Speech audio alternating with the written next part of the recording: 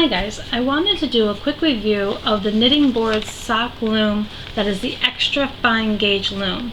I thought it'd be interesting to compare these to the two other sock looms that I have on hand at my house. So, the first thing I want to say is it is very extra fine. But before we look at that one, let me quickly just show you the other ones that we're comparing it to. The first loom is this one. This is the Sock Loom 2. This one has a spacing of, 3/8 of an inch between the center of one peg to the center of the next. It's 3/8 of an inch, just to give you an idea.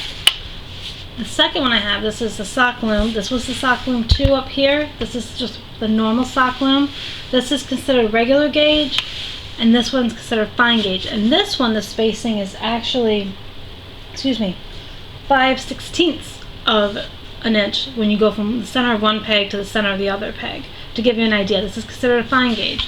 So now, for the new one I'm showing you, this is an extra fine gauge, and the spacing from one center of a peg to another center of a peg is actually 3/16 from center of a peg to the other one, which is a lot smaller space that they have. And you can definitely, if you hold them up close, let's see if I can show you a little closer, you can get an idea just by looking at them kind of side by side just how much smaller this one is compared to the other two that I have on hand, if you can just tell that right now. So, what do I like about this loom? First, I like that it's compact. It's just like the other sock looms. It makes it easy to go with you. And I like that it's very smooth all the way around. There's no rough edges to get caught on anything. And what's also interesting is there's nothing on the outside like the other looms, like this one that has a wing nut to be able to move the spacer, and this one has a little turn knob that you move in order to move this spacer. And as you notice, this one doesn't have that. So I kind of like that. There's nothing on the outside that's really going to get caught on your yarn. The only thing you have to worry about is the pegs getting caught on the yarn. So that's a plus. Now, I also like the way in which you move the slider. This is a kind of, all you do is you just gently separate the loom and just slide it up to where you want. And if you hear that clicking, it's locking into place because there's these little grooves inside the loom that it locks into depending on where you want it. But you would gently separate it and kind of slide it up or down to where you need it and lock it in place. And that's because they use these rubber band type things on the ends versus doing the knobs or the wing nut that we saw on the other two. So that's kind of a plus. Its downside is if you have trouble using your hands, it may be hard for you just to even separate it a little in order to slide it up and down, so keep that in mind. Another pro of this is that you can use super thin yarn. You can get away with usually one strand of a thin yarn, probably a weight of like a 3 or less, because you don't want anything really bulky given the space you have to work with. So it lets you use different yarn than you may normally be used to using when you normally use the weight of 4 or such. This gives you a chance to experiment using a thinner yarn, which is kind of nice. I do have an issue, like usually when I knit, I did a little swatch just to show you guys how little, this is all done in E-wrap except for where you see there's been some purling. That's just to show you guys a little sample of what it looks like when it comes out of the loom. And it can be very cute. You can make, I would say, washcloths most likely out of this. You can make baby hats, like newborn baby hats. You could do socks, obviously. You can do little mini hats for like Barbie dolls and stuff like that.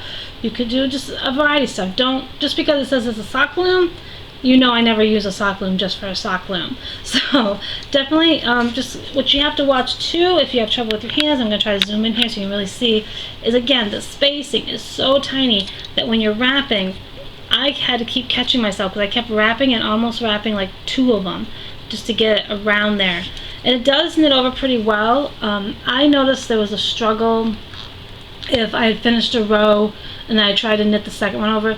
It seemed like my tension was tight, and I'm not sure why, because I was doing it as I would any other loom, the same exact way that I don't normally have that issue with. So just be careful of that. You may notice that maybe the tension needs to be adjusted on how you wrap.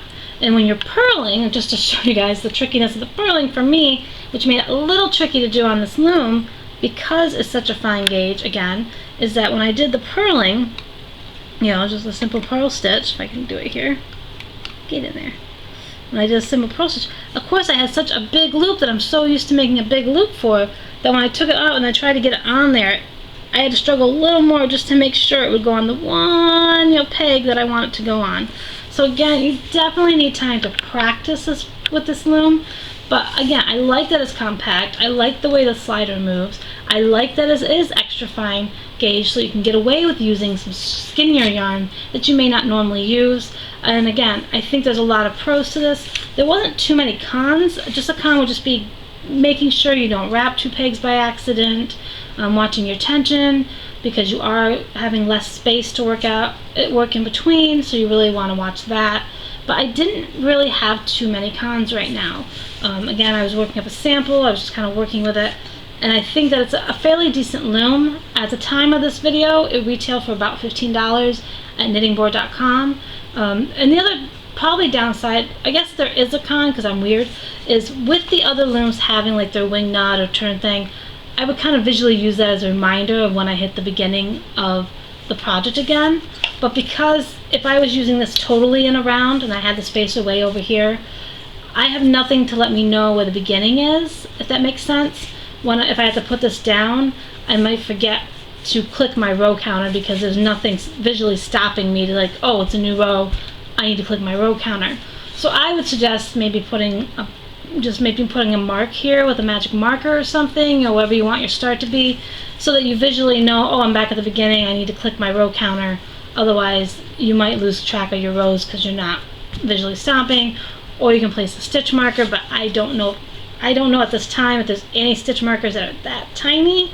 So if anyone has any suggestions on stitch markers to use on this type of fine gauge, extra fine gauge loom, share in the comments below. But again, I just thought this would be nice to show a brief look at it, show what some of the pros and cons of it, which there isn't too many cons, I think.